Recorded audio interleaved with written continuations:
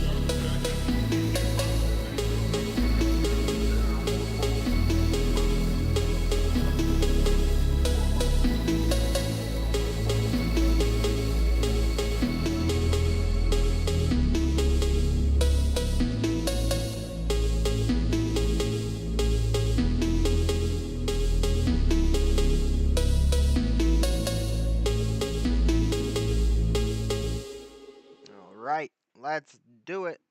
Let me just tab on over to OBS. We'll switch on. There I am. What's going on, everybody? Welcome to Exposing Powerful Lies.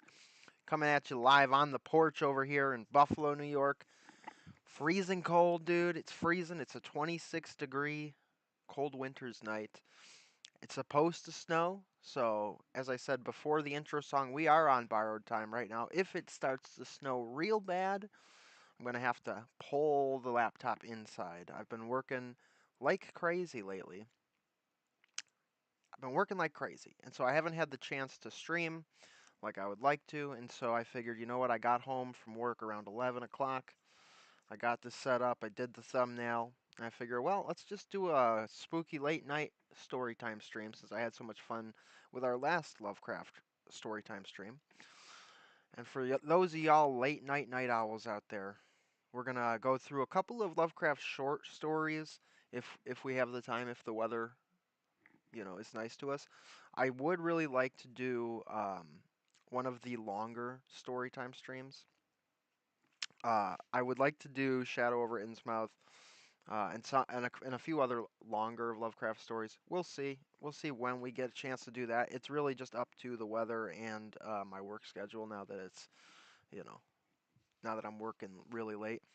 What's up, Ghost? Dang, a real late one tonight. I'll try to stay up a bit. Yeah, I mean, I figure, anytime I do these like super late streams, sometimes it's good because some of our audience is in different time zones, and so it's better for them. But I always know like there's not going to be many people awake. But that's what replays are for. So today we're starting off with The Outsider by H.P. Lovecraft. I have about 4 stories pulled up that we could get to if it doesn't start coming out like a blizzard tonight. hoping it won't, but it's supposed to. I hope you guys are doing well. Pull up the hot cocoa, pull up the coffee, dim the lights down low, and let's get to it, y'all. I'm really wishing I had a scarf right now, but you know what? It is what it is. It is what it is. Let's get our music going. And then I'm going to check our audio levels over here. Make sure the noise ain't too crazy. Let me just check it on my end. I'll mute myself real quick and then I'll check it.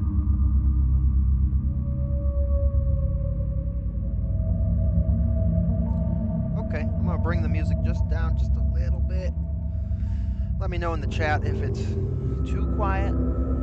You know how we do it over here, dude. I kind of need audience participation a little bit just to let me know about the audio levels. I did get a like a sound mixer and a soundboard, but I still haven't figured it out yet. I gotta ask my buddy who's good with tech to help me hook it all up. The Outsider by H.P. Lovecraft. That night the Baron dreamt of many a woe, and all his warrior guests with shade and form, of witch and demon and large coffin worm were long benightmared. Keats. It's so cold here on the porch, dude. I gotta keep my frickin' lighters really tucked close. My phone, I keep my phone out to, monitor the live chat. I don't even know if I'm gonna be able to do that. Might have to tuck it into my pocket. Unhappy is he to whom the memories of childhood bring only fear and sadness. Wretched is he who looks back upon lone hours in vast and dismal chambers with brown hangings and maddening rows of antique books, or upon odd watches in twilight groves of grotesque, gigantic, and vine-encumbered trees that silently wave twisted branches far aloft. Such a lot of the gods gave to me the dazed, the disappointed, the barren, the broken, and yet I am strangely content and cling desperately to those sear memories when my mind momentarily threatens to reach beyond to the other. I know not where I was born, save that the castle was infinitely old and infinitely horrible, full of dark passages and having high ceilings where the eye could find only cobwebs and shadows. The stones in the crumbling corridors seemed always hideously damp, and there was an accursed smell everywhere, as of the piled-up corpses of dead generations. It was never light, so that I used sometimes to light candles and gaze steadily at them for relief. Nor was there any sun outdoors, since the terrible trees grew high above the topmost accessible tower. There was one black tower which reached above the trees into the unknown outer sky, but that was partly ruined and could not be ascended save by a well-nigh impossible climb up the sheer wall, stone by stone. I must have lived years in this place, but I cannot measure the time. Beings must have cared for my needs, yet I cannot recall any person except myself, or anything alive but the noiseless rats and bats and spiders. I think that whoever nursed me must have been shockingly aged, since my first conception of a living person was that of something mockingly like myself, yet distorted, shriveled, and decaying like the castle. To me, there was nothing grotesque in the bones and skeletons that strode some of the stone crypts deep down among the foundations. I fantastically associated these things with everyday events, thought them more natural than the colored pictures of living beings which I found in many of the moldy books. From such books I learned all that I know. No teacher urged or guided me, and I do not recall hearing any human voice in all those years, not even my own, for although I had read of speech, I had never thought to try to speak aloud. My aspect was a matter equally unthought of, for there were no mirrors in the castle, and I merely regarded myself by instinct as akin to the youthful figures I saw drawn and painted in the books. I felt conscious of youth because I remembered so little. Outside, across the putrid moat, under the dark, mute trees, I would often lie and dream for hours about what I read in the books, and would longingly picture myself amidst gay crowds in the sunny world beyond the endless forest. Once I tried to escape from the forest, but as I went farther from the castle, the shade grew denser and the air filled more with brooding fear, so that I ran frantically back, lest I lose my way in a labyrinth of nighted silence.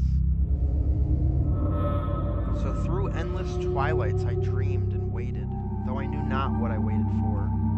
Then, in the shadowy solitude, my longing for light grew so frantic that I could rest no more, and I lifted entreating hands to the single black ruined tower that reached above the forest into the unknown outer sky.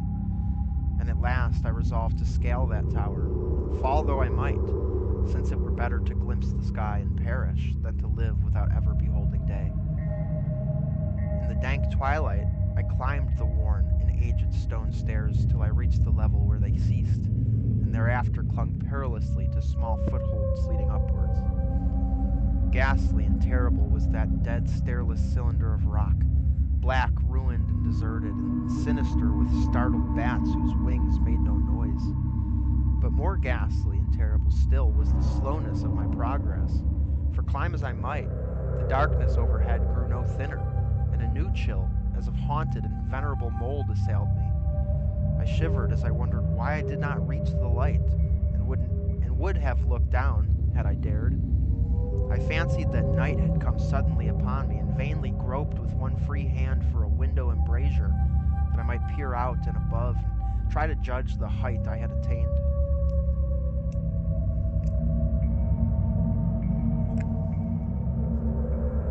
All at once, after an infinity of awesome, sightless crawling up that concave and desperate precipice, I felt my head touch a solid thing, and I knew I must have gained the roof, or at least some kind of floor.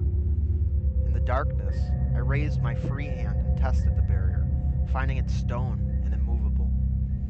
Then came a deadly circuit of the tower, clinging to whatever holds the slimy wall could give, till finally my testing hand found the barrier yielding, and I turned upwards again, pushing the slab or door with my head as I used both hands in my fearful ascent. There was no light revealed above, and as my hands went higher, I knew that my climb was for the nonce ended, since the slab was the trapdoor of an aperture leading to a level stone surface of greater circumference than the lower tower, no doubt, than the lower tower. No doubt the floor of some lofty and capacious observation chamber. I crawled through carefully, and tried to prevent the heavy slab from falling back into place, but failed in the latter attempt. As I lay exhausted on the stone floor, I heard the eerie echoes of its fall, but hoped when necessary to pry it open again.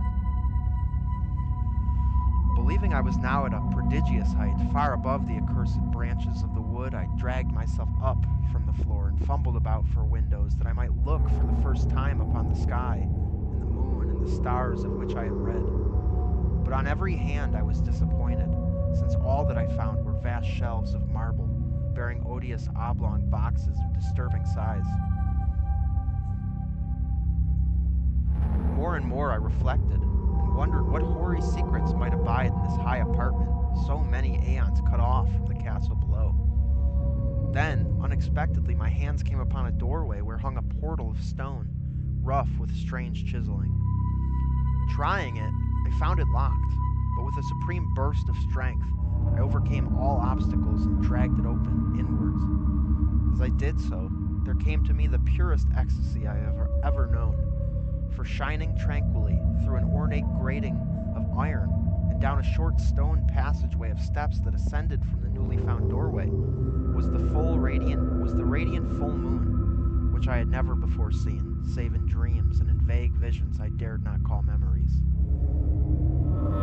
Fancying now that I had attained the very pinnacle of the castle, I commenced to rush up the few steps beyond the door, but the sudden veiling of the moon by a cloud caused me to stumble, and I felt my way more slowly in the dark. It was still very dark when I reached the grating, which I tried carefully and found unlocked, but which I did not open for fear of falling from the amazing height to which I had climbed. Then the moon came out. Most demoniacal of all shocks is that of the abysmally unexpected and grotesquely unbelievable. Nothing I had before undergone could compare in terror with what I now saw, with the bizarre marvels that sight implied. The sight itself was as simple as it was stupefying, for it was merely this. Instead of a dizzying prospect of treetops seen from a lofty eminence, There stretched around me on a level, through the grating, nothing less than the solid ground, decked and diversified by marble slabs and columns and overshadowed by an ancient stone church, whose ruined spire gleamed spectrally in the moonlight.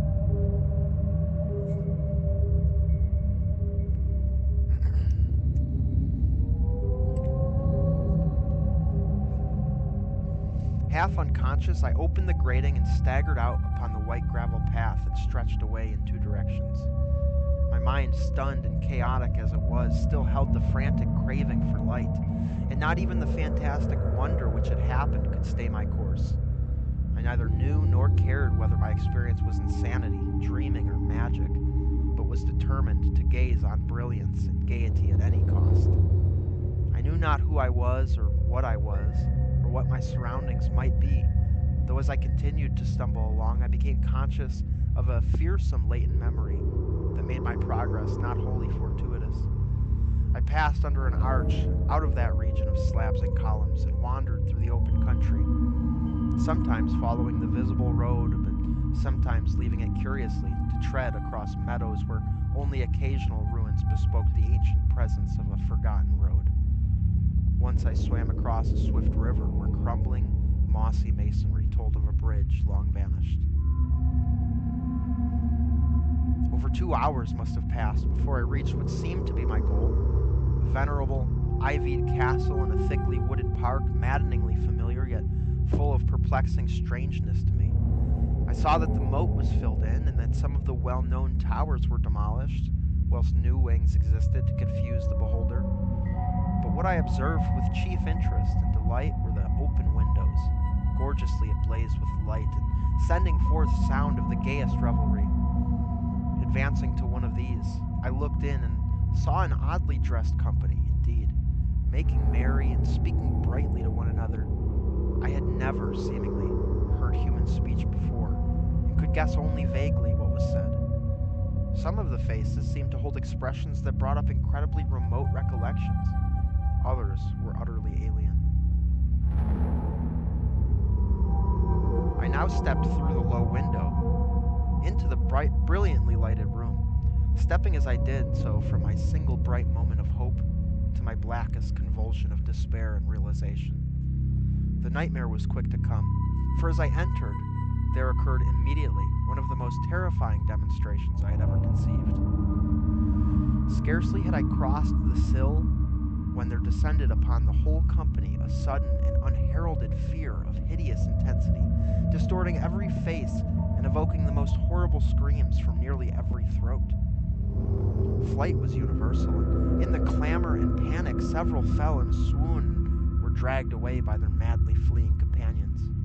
Many covered their eyes with their hands and plunged blindly and awkwardly in their race to escape, overturning furniture and stumbling against the walls before they managed to reach one of the many doors. The cries were shocking, and as I stood in the brilliant apartment alone and dazed, listening to their vanishing echoes, I trembled at the thought of what might be lurking near me unseen. At a casual inspection, the room seemed deserted, but when I moved toward one of the alcoves, I thought I detected a presence there. A hint of motion beyond the golden arched doorway leading to another and somewhat similar room. As I approached the arch, I began to perceive the presence more clearly. And then, with the first and last sound I ever uttered, a ghastly ululation that revolted me as almost as poignantly as its noxious cause, I beheld in full, frightful vividness, the inconceivable, indescribable, and unmentionable monstrosity which had, by its simple appearance, changed a merry company to a herd of delirious fugitives. I cannot even hint what it was like, for it was a compound of all that is unclean, uncanny, unwelcome, abnormal, and detestable. It was the ghoulish shade of decay, antiquity, and desolation, the putrid, dripping eidolon of unwholesome revelation, the awful bearing of that which the merciful earth should always hide. God knows it was not of this world, or no longer of this world. Yet to my horror I saw, in its eaten away and bone-revealing outlines, a leering, abhorrent travesty of the human shape, and in its moldy, disintegrating apparel, an unspeakable quality that chilled me even more. I was almost paralyzed, but not too much so to make a feeble effort towards flight.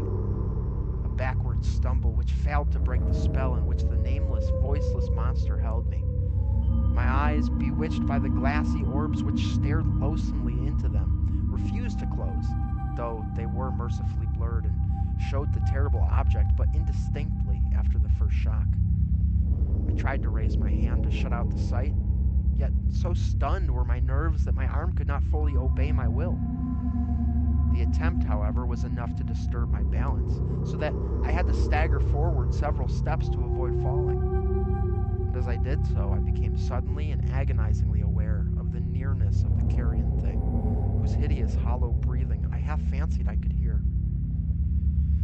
Nearly mad, I found myself yet able to throw out a hand to ward off the fetid apparition which pressed so close, when in one cataclysmic second of cosmic nightmarishness and hellish accident, my fingers touched the rotting, outstretched paw of the monster beneath the golden arch. I did not shriek, but all the fiendish ghouls that ride the night wind shrieked for me, as in that same second there crashed down upon my mind a single and fleeting avalanche of soul-annihilating memory. I knew in that second all that had been.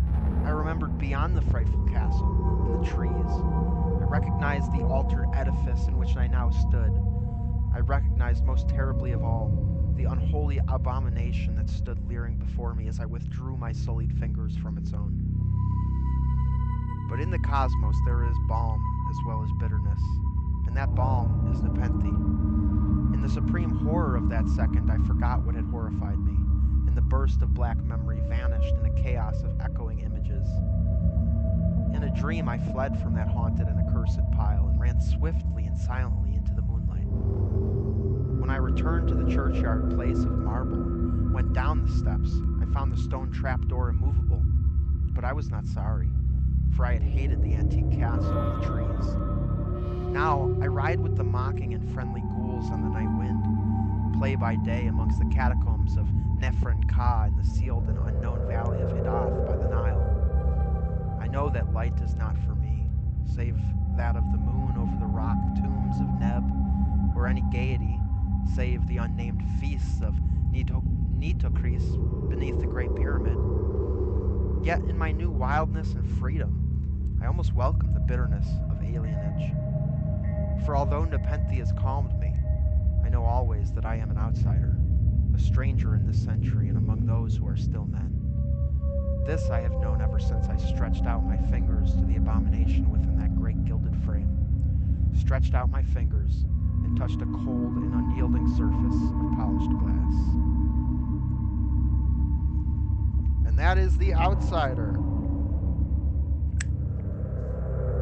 Mr. Horsong says, nice, easily Lovecraft's best homage. Yeah, for sure. This whole story, but yeah, especially the Nepenthe line. That was cool. So all the stories we're going to read tonight, I haven't read in so long. So they're kind of, you know, it's kind of like the thing where it's been so long.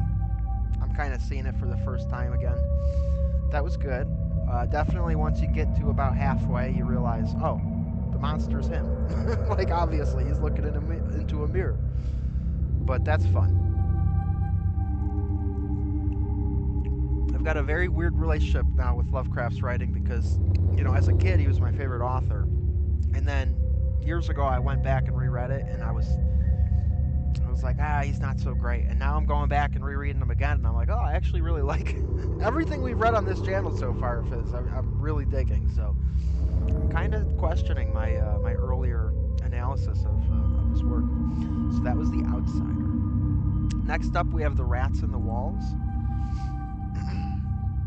Like I said, whenever I can do a full stream, we're going to be doing some of the longer stories. Specifically, would love to get The Shadow over Innsmouth done.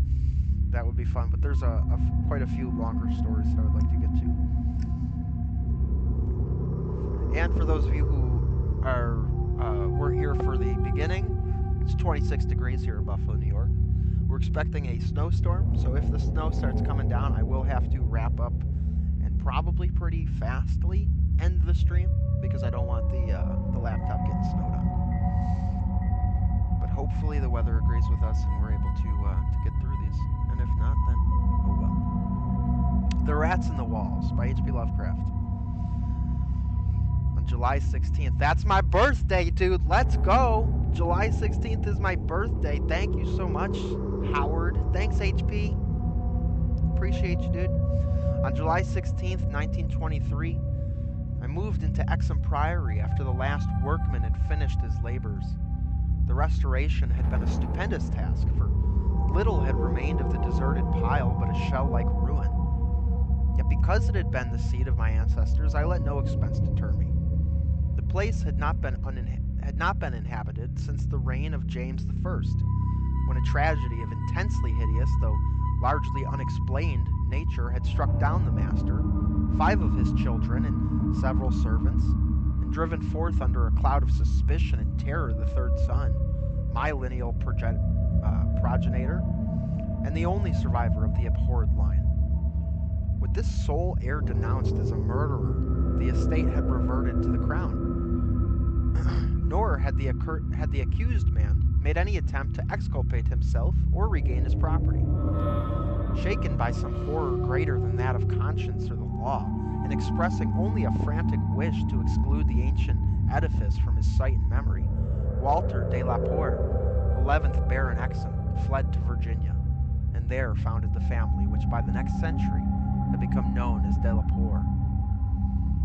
Exham Priory had remained untenanted, though later allotted to the estates of the Norris family, and much studied because of its peculiarly composite architecture, an architecture involving Gothic towers resting on a Saxon or Romanesque substructure, whose foundation, in turn, was of a still earlier order or blend of orders, Roman and even Druidic or native Cymric, if legends speak truly.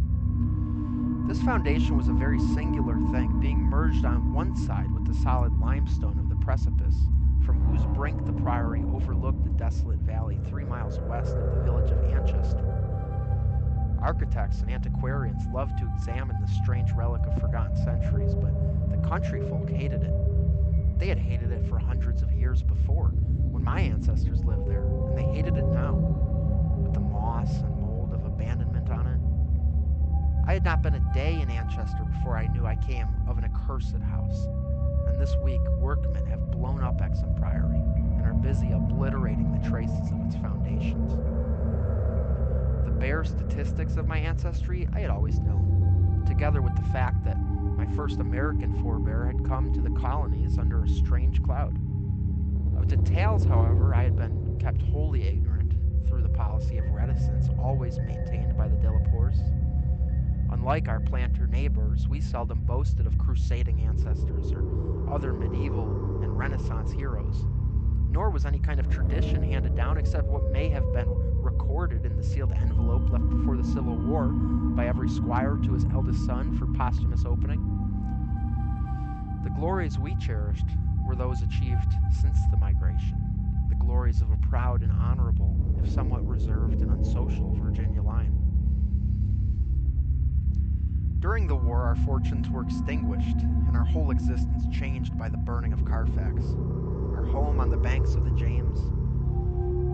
My grandfather, advanced in years, had perished in that incendiary outrage, and with him the envelope that bound us all to the past.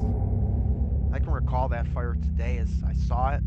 I saw it then at the age of 7, with the Federal soldiers shouting, the women screaming, and the Negroes howling and praying. My father was in the army, defending Richmond, and after many formalities, my mother and I were passed through the lines to join him. When the war ended, we all moved north, whence my mother had come, and I grew to manhood, middle age, and ultimate wealth as a stolid Yankee.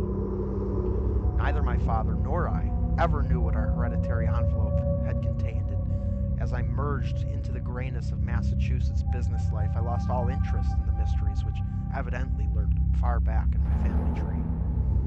Had I suspected their nature, how gladly I would have left Exham Priory to its moss, bats, and cobwebs. My father died in 1904, but without any message to leave me, or to my only child, Alfred, a motherless boy of 10. It was this boy who reversed the order of family information For although I could give him only jesting conjectures about the past, he wrote me of some very interesting ancestral legends when the late war took him to England in 1917 as an aviation officer.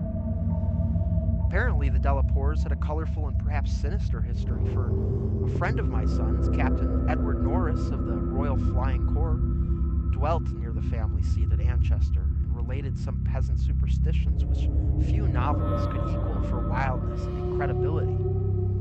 Norris himself, of course, did not take them seriously, but they amused my son and made good material for his letters to me.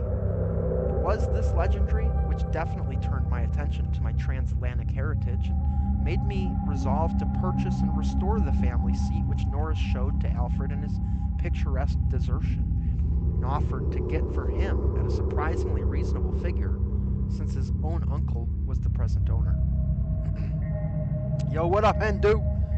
We talking Richmond, just in time, night crawlers. Yo, what's up, dude? That's right, we got a Virginia story for you, bro.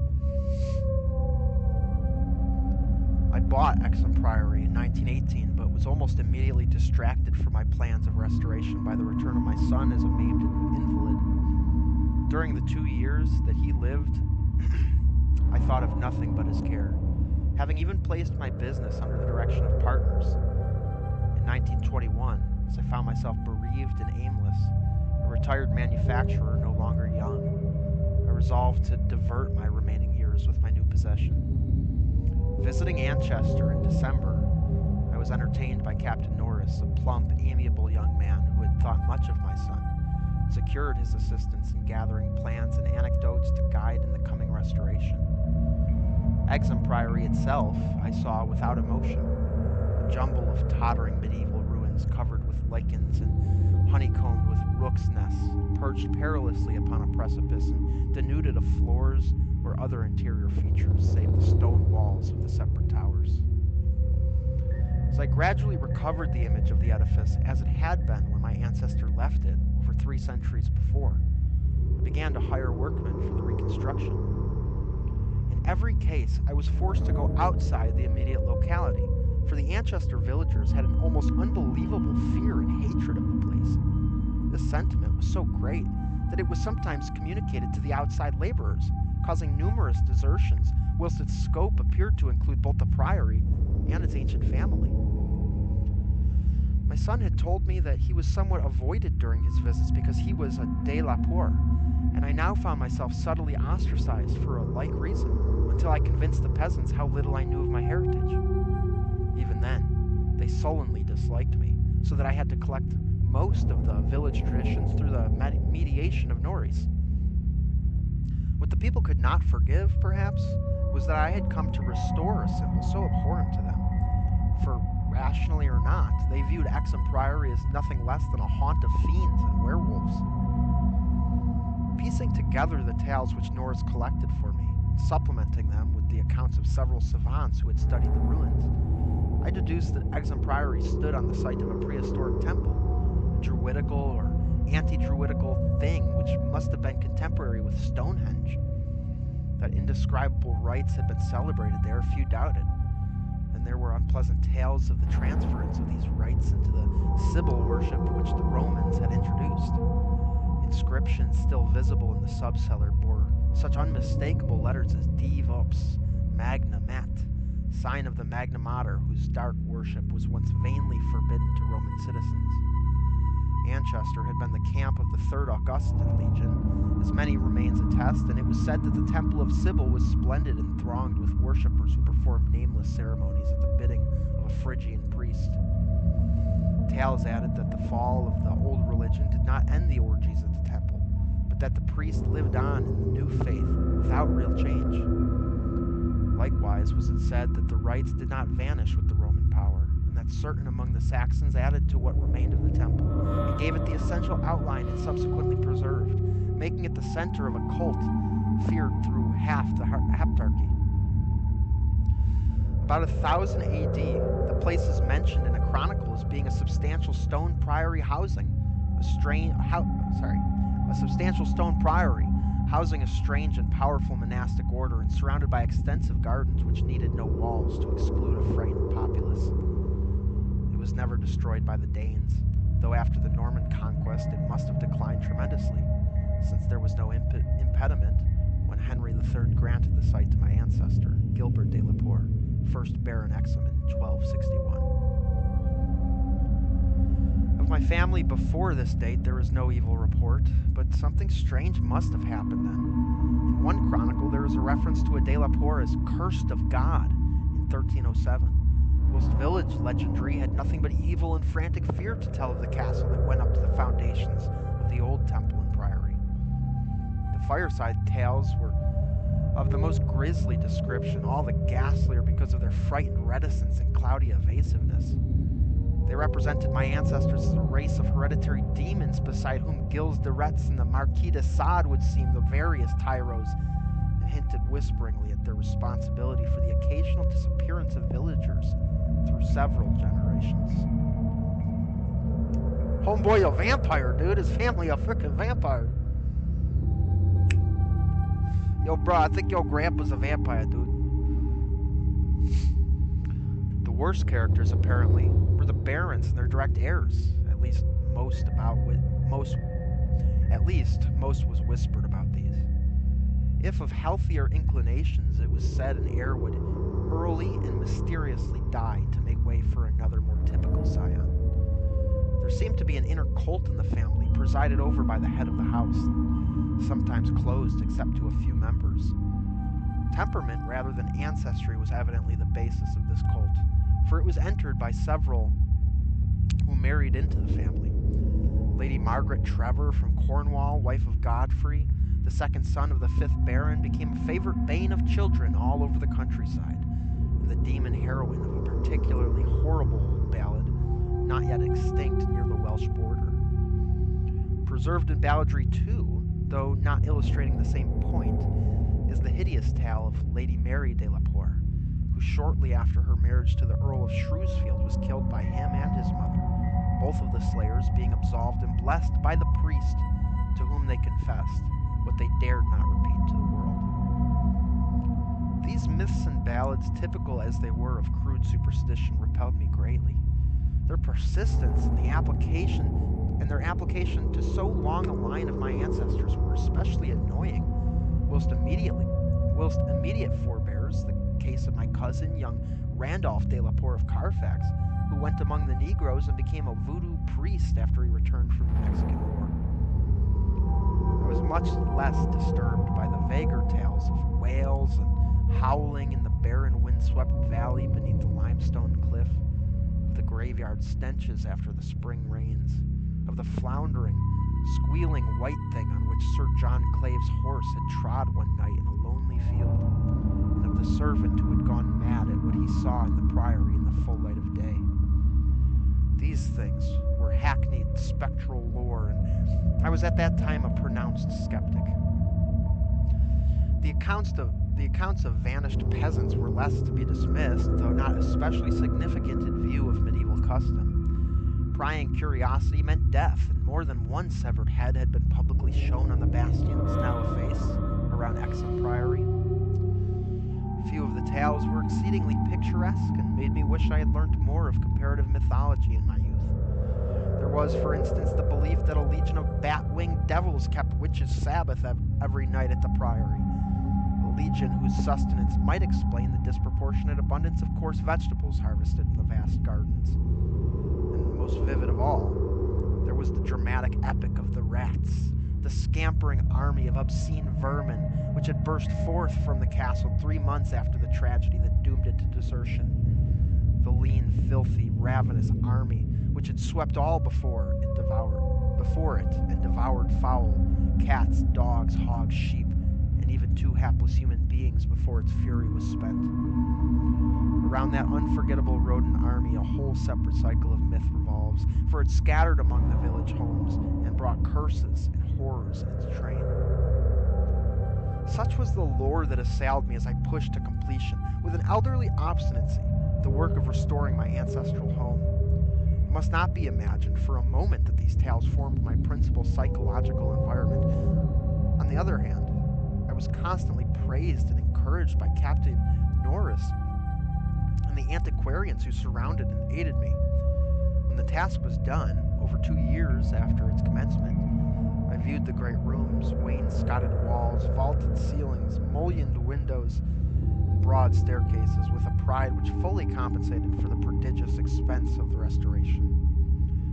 Every attribute of the Middle Ages was cunningly reproduced, and the new parts blended perfectly with the original walls and foundations. The seat of my fathers was complete, and I looked forward to redeeming at last the local fame of the line which ended in me.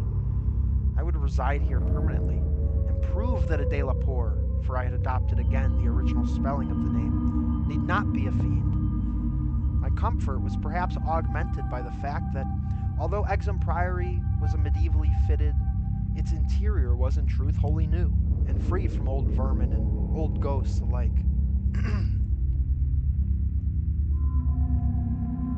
As I have said, I moved in on July 16th, 1923. My household consisted of 7 servants and 9 cats, of which latter species I am particularly fond. My eldest cat, Niggerman. Come on, Lovecraft, why you gotta do that? Come on, Lovecraft, why you gotta make me say it? We'll say Niggerman, how about that? My eldest cat, Niggerman, was 7 years old and had come with me from my home in Bolton, Massachusetts. The others I had accumulated with living with Captain Norris' family during the restoration of the priory. For 5 days, our routine proceeded with the utmost placidity, my time being spent mostly in the codification of old family data. I had now obtained some very circumstantial accounts of the final tragedy and flight of Walter de la Poor, which I conceived to be the probable contents of the hereditary paper lost in the fire at Carfax.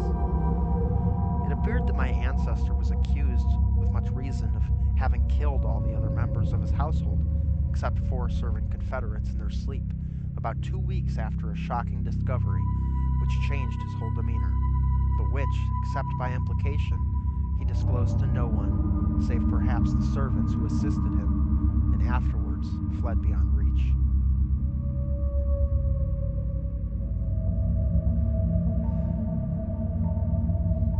This deliberate slaughter, which included a father, 3 brothers, 2 sisters, was largely condoned by the villagers, and so slackly treated by the law that its perpetrator escaped honored, unharmed, and undisguised to Virginia. The general whispered sentiment being that he had purged the land of an immemorial curse. What discovery had prompted an act so terrible I could scarcely even conjecture. Walter de la Poor must have known for years the sinister tales about his family, so that this material could have given him no fresh impulse. Had he then witnessed some appalling ancient rite, or stumbled upon some frightful and revealing symbol in the priory or in its vicinity? He was reputed to have been a shy, gentle youth in England. In Virginia, he seemed not so much hard or bitter as harassed and apprehensive. He was spoken of in the diary of another gentleman adventurer, Francis Harley of Bellevue, as a man of unexampled justice, honor, and delicacy. On July 22nd occurred the first incident which, though lightly dismissed at the time, takes on a preternatural significance in relation to later events. It was so simple as to be almost negligible and could not possibly have been noticed under the circumstances, for it must be recalled that since I was in a building practically fresh and new except for the walls and surrounded by a well-balanced staff of servitors, apprehension would have been absurd despite the locality. What I afterwards remembered is merely this, that my old black cat, whose moods I know so well, was undoubtedly alert and anxious to an extent wholly out of keeping with his natural character. He roved from room to room, restless and disturbed, and sniffed constantly about the walls which formed part of the old Gothic structure. I realize how trite this sounds, like the inevitable dog in the ghost story, which always growls before his master sees the sheeted figure. Yet I cannot consistently suppress it. The following day, a servant complained of restlessness among all the cats in the house. He came to me in my study, a lofty west room on the 2nd story with groined arches, black oak paneling, and a triple Gothic window overlooking the limestone cliff and desolate valleys. And even as he spoke, I saw the jetty form of Niggerman creeping along the west wall and scratching at the new panels which overlaid the ancient stone. I told the man that there must be some singular odor or emanation from the old stonework, imperceptible to human senses, but affecting the delicate organs of cats even through the new woodwork. This I truly believed, and when the fellow suggested the presence of mice or rats, I mentioned that there had been no rats there for 300 years, and that even the field mice of the surrounding country could hardly be found in these high walls where they had never been known to stray. That afternoon I called on Captain Norris, and he assured me that it would be quite incredible for field mice to infest the Priory in such a sudden and unprecedented fashion. I mean, it doesn't seem that weird, dude. Like, you move into a place, you bring food and warmth. I think, wouldn't be that crazy if some mice get in there. But what do I know? It's probably ghosts, bro. That night, dispensing as usual with a valet, I retired in the West Tower chamber, which I had chosen as my own, reached from the study by a stone staircase in a short gallery, the former partly ancient, the latter entirely restored.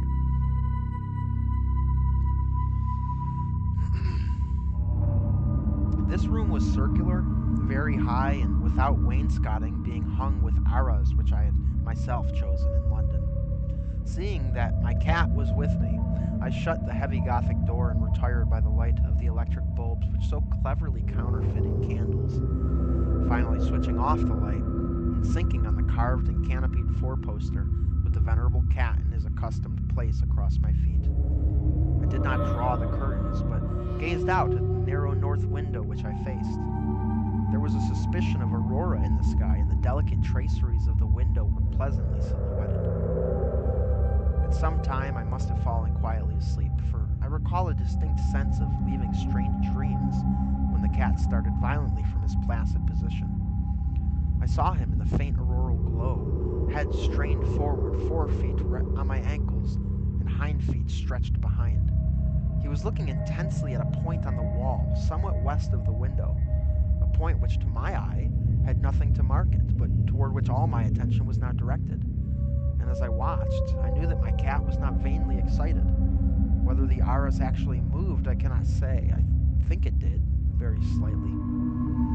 But what I can swear to is that behind it, I heard a low, distinct scurrying as of rats or mice. In a moment, the cat had jumped bodily on the screening tapestry, bringing the affected section to the floor with his weight, and exposing a damp, ancient wall of stone, patched here and there by the restorers and devoid of any trace of rodent prowlers. Nigga Man raced up and down the floor by this part of the wall, clawing the fallen arras and seemingly trying at times to insert a paw between the wall and the oaken floor. He found nothing, and after a time returned wearily to his place across my feet. I had not moved, but I did not sleep again that night. In the morning, I questioned all the servants and found that none of them had noticed anything unusual, save that the cook remembered the actions of a cat which had rested on her windowsill. This cat had howled at some unknown hour of the night, awaking the cook in time for her to see him dart purposefully out of the open door down the stairs.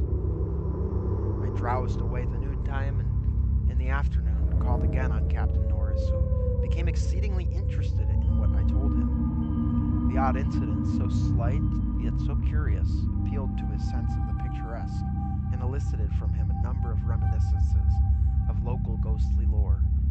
We were genuinely perplexed at the presence of rats, and Norris lent me some traps in Paris Green, which I had the servants place in strategic localities when I returned. I retired early, being very sleepy, but was harassed by dreams of the most horrible sort. I seemed to be looking down from an immense height upon a twilight grotto, knee-deep with filth, where a white-bearded demon swineherd drove about with his staff a flock of fungus, flabby beasts whose appearance filled me with unutterable loathing. Then, as the swineherd paused and nodded over his task, a mighty swarm of rats rained down on the stinking abyss and fell to devouring beasts and man alike. From this terrific vision, I was abruptly awakened by the motions of Nigga Man, who had been sleeping as usual across my feet. This time I did not have to question the source of his snarls and hisses, and of the fear which made him sink his claws into my ankle. unconscious of their effect, for on every side of the chamber walls were alive with nauseous sound, the verminous slithering of ravenous, gigantic rats. There was now no aurora to show the state of the Aris, the fallen section of which had been replaced, but I was not too frightened to switch on the light. As the bulbs leapt into radiance, I saw a hideous shaking all over the tapestry, causing the somewhat peculiar designs to execute a singular dance of death. This motion disappeared almost at once, and the sound with it. Springing out of bed, I poked at the Aris with the long handle of a warming pan that rested near, and lifted one section to see what lay beneath. There was nothing but the patched stone wall, and even the cat had lost its tense realization of abnormal presences.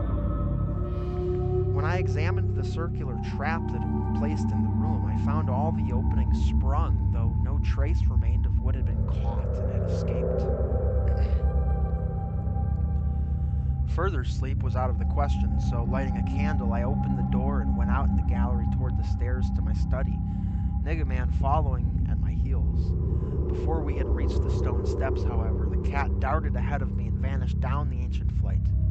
As I descended the stairs myself, I became suddenly aware of sounds in the great room below, sounds of a nature which could not be mistaken. The oak-paneled walls were alive with rats, scampering and milling, whilst Niggaman was racing about with the fury of a baffled hunter. Reaching the bottom, it switched on the light, which did not, this time, cause the noise to subside. The rats continued their riot, stampeding with such force and distinctness that I could finally assign to their motions a definite direction. These creatures, in numbers apparently inexhaustible, were engaged in one stupendous migration from inconceivable heights to some depth conceivably or inconceivably below. I now heard steps in the corridor. In another moment, two servants pushed open the massive door. They were searching the house for some unknown source of disturbance which had thrown all the cats into a snarling panic and caused them to plunge precipitately down the several flights of stairs and squat, yowling before the closed door to the subcellar. I asked them if they had heard the rats, but they replied in the negative. When I turned to call their attention to the sounds in the panels, I realized that the noise had ceased. With the two men, I went down to the door of the subcellar, but found the cats already dispersed. Later, I resolved to explore the crypt below, but for the present I merely made a round of the traps. All were sprung, yet all were tenantless. Satisfying myself that no one had heard the rats save the felines and me, I sat in my study till morning, thinking profoundly and recalling every scrap of legend I had unearthed concerning the building I had inhabited. I slept some in the forenoon, leaning back in the one comfortable library chair which my medieval plan of furnishing could not banish. Later I telephoned to Captain Norris, who came over and helped me explore the subcellar. Absolutely nothing untoward was found, although we could not repress a thrill at the knowledge that this vault was built by Roman hands. Every low-arched and massive pillar was Roman, not the debased Romanesque of the bungling Saxons, but the severe and harmonious classicism of the age of the Caesars. Indeed, the walls abound with inscriptions familiar to the antiquarians who had repeatedly explored the place. Things like Pigite, Prop, Temp, Dona, La Prague, Vis, Pontifi, Attis. The reference to Attis made me shiver, for I had read Catullus and knew something of the hideous rites of the Eastern god, whose worship was so mixed with that of Sybil.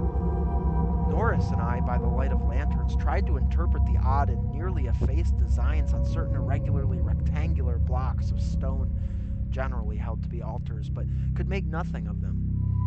We remembered that one pattern, a sort of rayed sun, was held by students to imply a non-Roman origin, suggesting that these altars had merely been adopted by the Roman priests for some older, perhaps aboriginal temple on the same site. On one of these blocks were some brown stains which made me wonder. The largest in the center of the room had certain features on the upper surface which indicated its connection with fire, probably burnt offerings. Yo, dude, if you buy a house and it's got a frickin' stone altar in it, that's a bad sign. That's what we call in the industry a red flag. A little bit How many times are you gonna make me say the cat's name, dude? Come on, dude. Every other paragraph.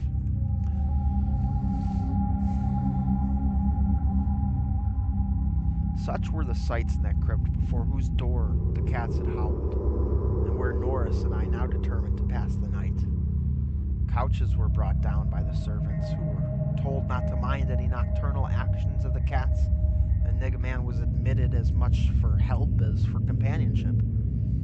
We decided to keep the great oak door, a modern replica with slits for ventilation, tightly closed, and with this attended to, we retired with lanterns still burning to await whatever might occur. Bad idea, just gonna say that right now, bad idea. The vault was very deep in the foundations of the priory, and undoubtedly far down on the face of the beetling limestone cliff overlooking the waste valley. That it had been the goal of the scuffling and unexplainable rats I could not doubt, though why I could not tell. As we lay there expectantly, I found my vigil occasionally mixed with half-formed dreams from which the uneasy motions of the cats across my feet would rouse me.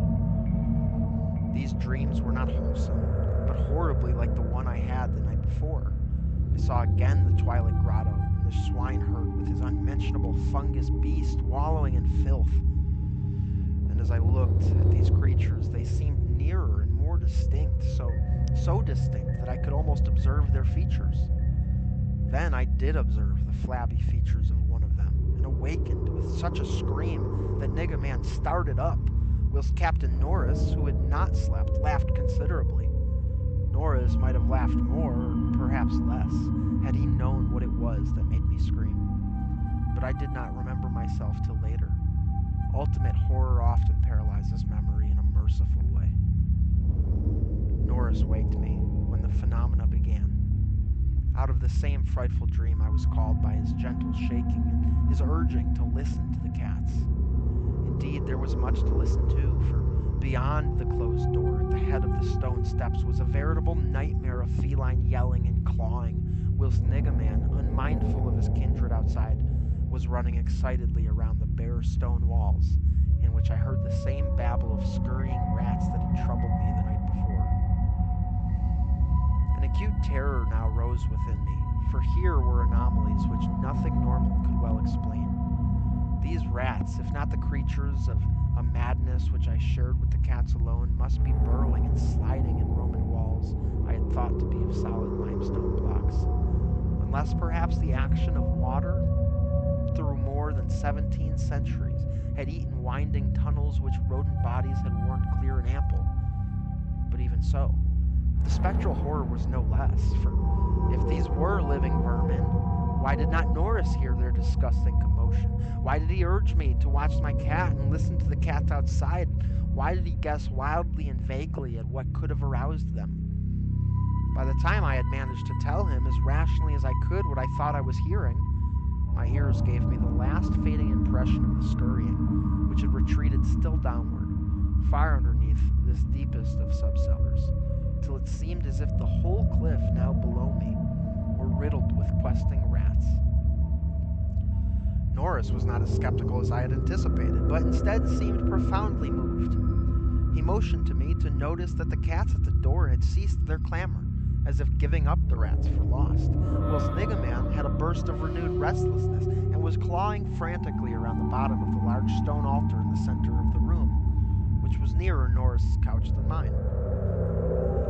My fear of the unknown was at this point very great. Something astounding had occurred, and I saw that Captain Norris, a younger, stouter, and presumably more naturally materialistic man, was affected fully as much as myself, perhaps because of his lifelong and intimate familiarity with local legend.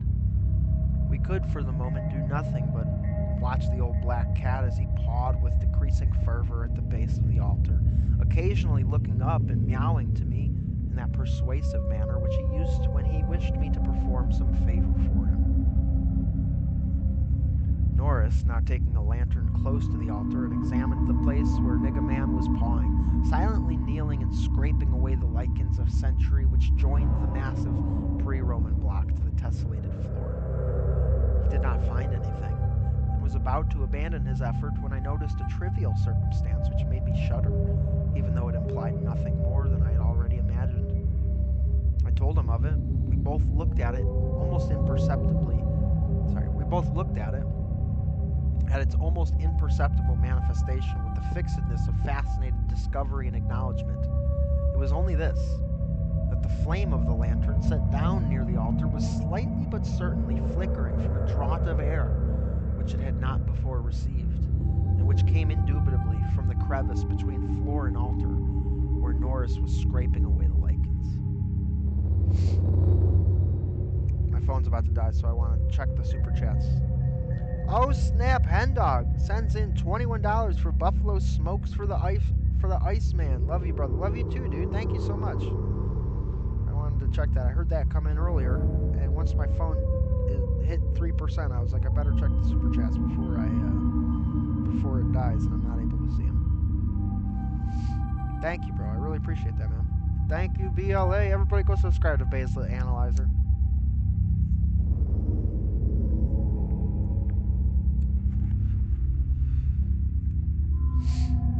We spent the rest of the night in the brilliantly lighted study, nervously discussing what we should do next.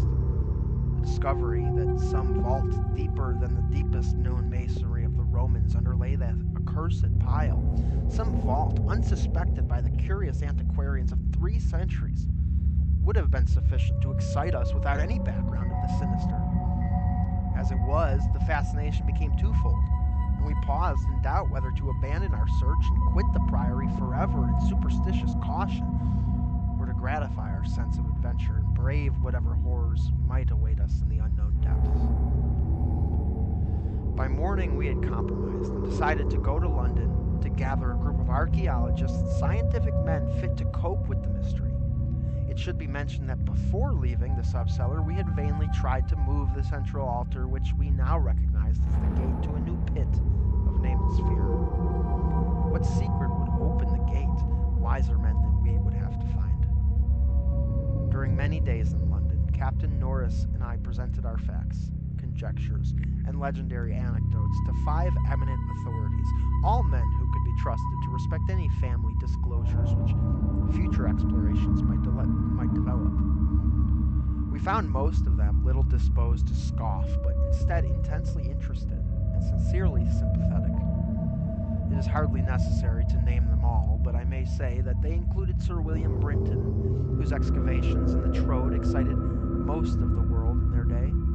As we all took the train for Manchester, I felt myself poised on the brink of frightful revelations, a sensation symbolized by the air of mourning among the many Americans, the unexpected death of the president on the other side of the world. On the evening of August 7th, we reached Exham Priory, where the servants assured me that nothing unusual had occurred. The cats, even old Niggaman, had been perfectly placid, and not a trap in the house had been sprung. We were to begin exploring on the following day, awaiting which I assigned well-appointed rooms to all my guests. I myself retired in my own tower chamber with Niggaman across my feet. Sleep came quickly, but hideous dreams assailed me. There was a vision of a Roman feast like that of old Trimalchio, with a horror in a covered platter. Then came that damnable recurrent thing about the swineherd and his filthy drove in the twilight grotto. Yet when I awoke, it was full daylight with normal sounds in the house below.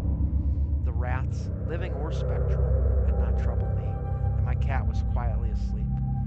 On going down, I found that the same tranquility had prevailed elsewhere, a condition which one of the assembled servants, a fellow named Thornton, devoted to the psychic, rather absurdly laid to the fact that I had now been shown the thing which certain forces had wished to show me. All was now ready, and at 11 a.m. our entire group of 7 men, bearing powerful electric searchlights and implements of excavation, went down to the subcellar and bolted the door behind us. Niggaman was with us, for the investigators found no occasion to despise his excitability, and were indeed anxious that he be present in case of obscure rodent manifestations. We noted the Roman inscriptions and unknown altar designs only briefly, for 3 of the savants had already seen them, and all knew their characteristics. prime attention was paid to the momentous central altar, and within an hour, Sir William Brinton had caused it to tilt backwards, balanced by some unknown species of counterweight. There now lay revealed such a horror as would have overwhelmed us had we not been prepared. Through a nearly square opening in the tiled floor, sprawling on a flight of stone steps so prodigiously worn that it was little more than an inclined plane at the center, was a ghastly array of human or semi-human bones. Those which retained their collocation as skeletons showed attitudes of panic or fear. Hang on. Gotta start the music over.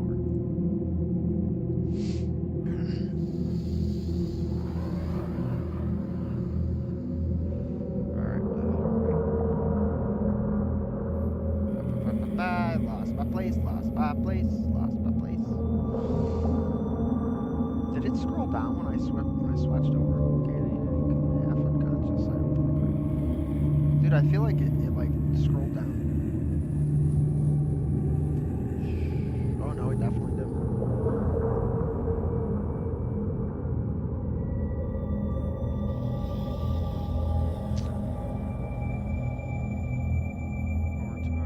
Sorry, I completely lost my place, dude.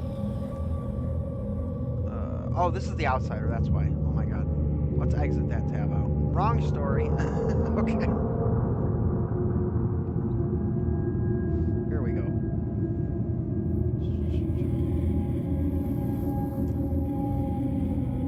Alright. Those which retained their collocation as skeletons showed attitudes of panic, fear, and over all were the marks of rodent gnawing. The skulls denoted nothing short of utter idiocy, cretinism, or primitive semi-apedom. Above the hellishly littered steps arched a descending passage, seemingly chiseled from the solid rock, and conducting a current of air. This current was not a sudden and noxious rush as from a closed vault, but a cool breeze with something of freshness in it.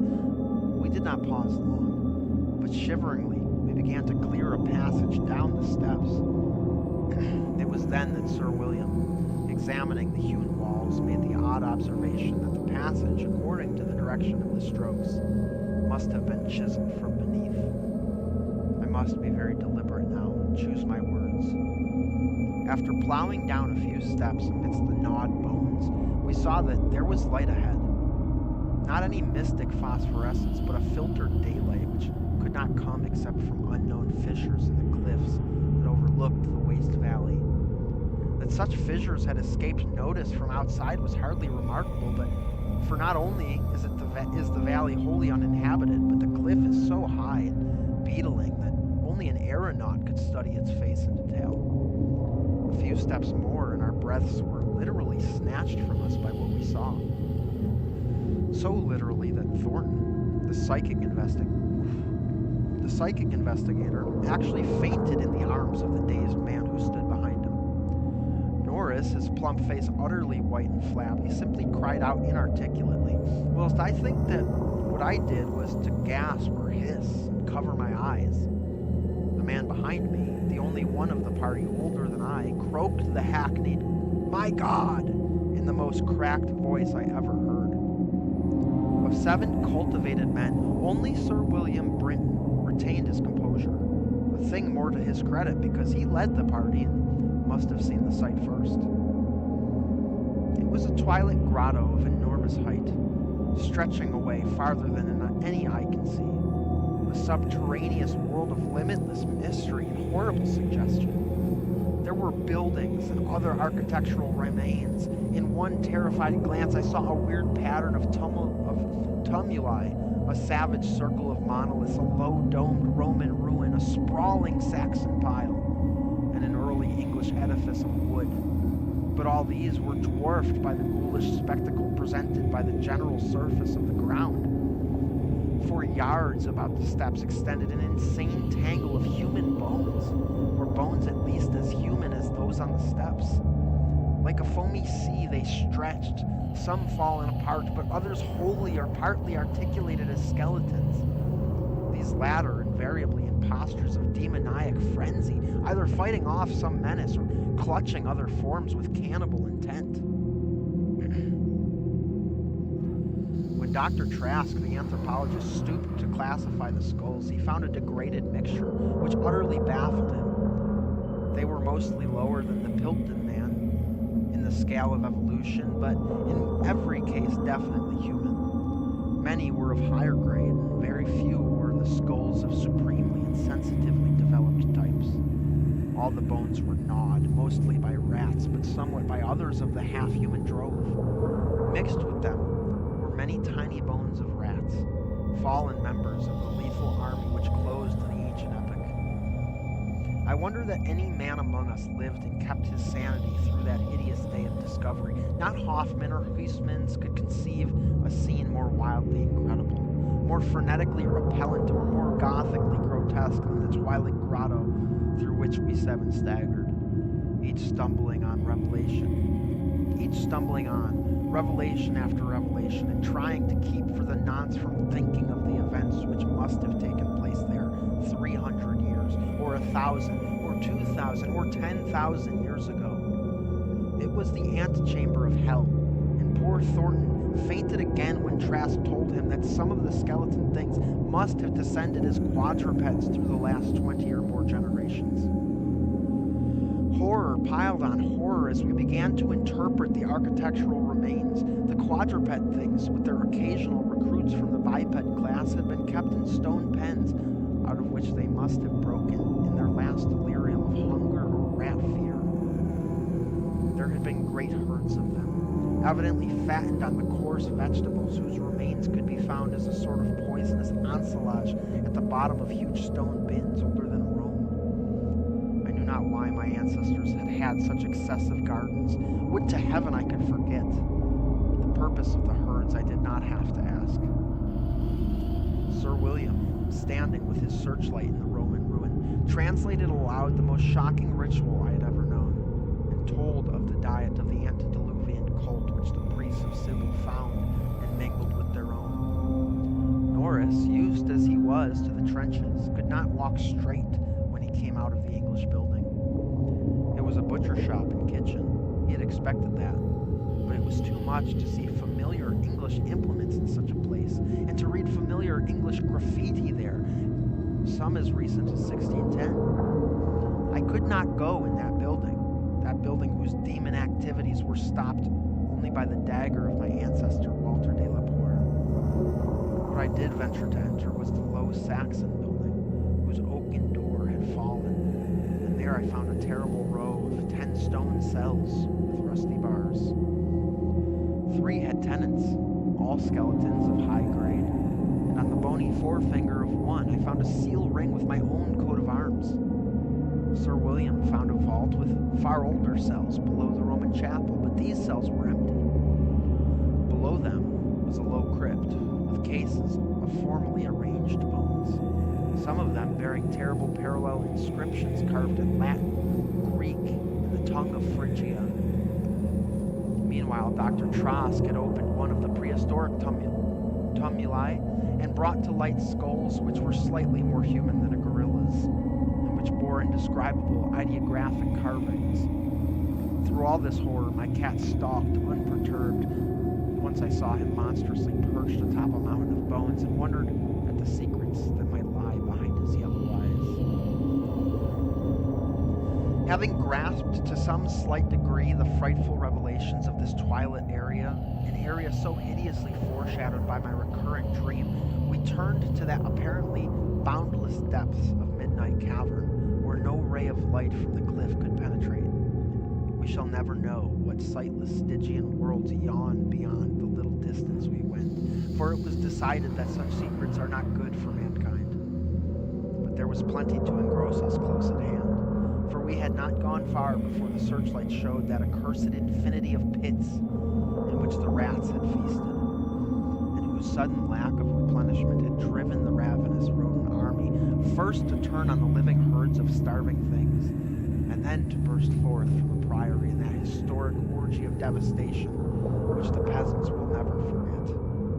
God, those carrion black pits of sawed, picked bones and open skulls, those nightmare chasms choked with the pithecanthropoid, Celtic, Roman and English bones of countless unhallowed centuries. Some of them were full, and none can say how deep they had once been. Others were still bottomless to our searchlights, and peopled by unnameable fancies. What I thought of the hapless rats that stumbled into such traps amidst the blackness of their quest in this grisly Tartarus. Once my foot slipped near a horribly yawning brink, and I had a moment of ecstatic fear. I must have been musing a long time, for I could not see any of the party but the plump Captain Norris. Then there came a sound from that inky, boundless, farther distance that I thought I knew, and I saw my old black cat dart past me like a winged Egyptian god, straight into the illimitable gulf of the unknown. But I was not far behind, for there was no doubt after another second. It was the eldritch scurrying of those fiend-born rats, always questing for new horrors and determined to lead me on, even unto those grinning caverns of Earth's center, where Nyarlathotep, the mad, faceless god, howls blindly to the piping of two amorphous idiot flute players. My searchlight expired, but still I ran. I heard voices and yowls and echoes, but above all, there gently rose that impious, insidious scurrying, gently rising as a stiff, bloated corpse gently rises above an oily river that flows under endless onyx bridges to a black, putrid sea. Something bumped into me, something soft and plump. It must have been the rats, the vicious, gelatinous, ravenous army that feast on the dead and the living. Why shouldn't rats eat a de la poor, as a de la poor eats forbidden things? The war ate my boy, damn them all, and the Yanks ate Carfax with flames and burnt grandsire de la poor in the secret. No, I tell you, I am not that demon, swineherd in the twilight grotto. It was not Edward Nor's fat face on that flabby fungus thing. Who says I am a de la poor? He lived, but my boy died. Shall a Norris hold the lands of a de la poor? It's voodoo, I tell you, that spotted snake. Curse you, Thorn. I'll teach you to faint at what my family do. S'blood, thou stinkard, I'll learn ye how to gust. Would you swank me like... Would you swank me? Flyquis? Magna Mater, Atis, Dia, et Agaha, He starts talking in Latin, or some sort of horrible ancient language. That is what they say, I said, when they found me in the blackness after 3 hours. Found me crouching in the blackness over the plump, half-eaten body of Captain Norris, with my own cat leaping and tearing at my throat. Now they have blown up Exham Priory, taken my cat away from me, and shut me into this barred room at Hanwell, with fearful whisperings about my heredity and experiences. Thornton is in the next room, but they prevent me from talking to him. They are trying to suppress most of the facts concerning the Priory. When I speak of poor Norris, they accuse me of a hideous thing, but they must know that I did not do it. They must know it was the rats, the slithering, scurrying rats, whose scampering will never let me sleep. Demon rats that race behind the padding in this room and beckon me down to greater horrors than I have ever known. The rats they can never hear. The rats in the walls. Alright, y'all, that is The Rats in the Walls by H.P. Lovecraft. It is now snowing pretty hard. We had a few snowflakes come towards the laptop, but luckily it wasn't too bad. I really wanted to finish this up. Unfortunately, we won't get to our last two stories today, at least, because of this stupid-ass snow. Dude, was this not showing the... Okay, it was showing the text the whole time. Sweet. My cat Nog is spooked, says Al. It do be like that, mister. Yeah, dude. Unfortunately, I had to say the cat's name like a million times in the story. Or was it fortunately? Who knows? Who could say? That's up to you to decide. But what a great freaking story that was, dude. That was cool. That was super cool. I've read everything he's ever written, but it has been probably 13 years since I read these, so it's like rediscovering them for the first time. Anyways, guys, thank y'all so much for being here. My phone has died. I've got to go inside and plug it in. Until next time.